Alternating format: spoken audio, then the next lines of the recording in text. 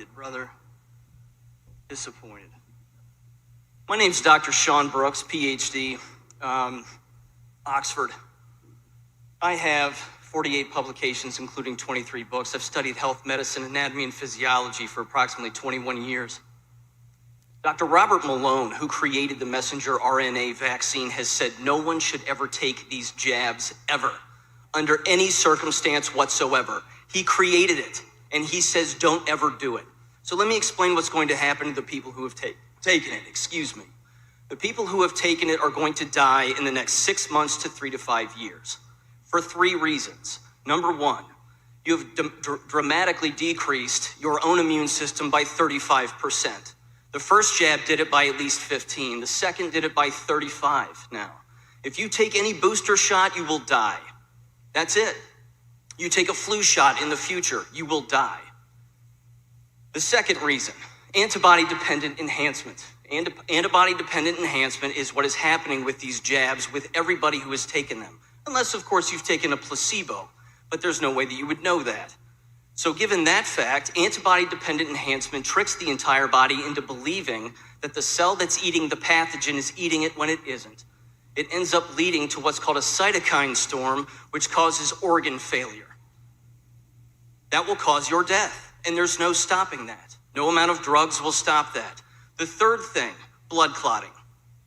Everyone who has taken the jabs is blood clotting. If you don't believe me, there's a way you can find out. Take what's called a D-dimer test. What that does is that detects blood clotting at the microscopic level.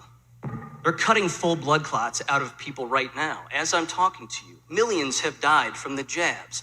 In your last meeting, you advocated for people to take the jabs potentially in the future, along with wearing masks. And I heard parents say the same thing. So to the parents who are actually considering jabbing their own children, you're going to sterilize them permanently. People who have taken the jabs are sterilized.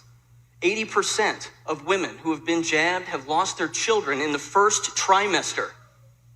You can't have kids. You've also injected yourself with the equivalent of HIV.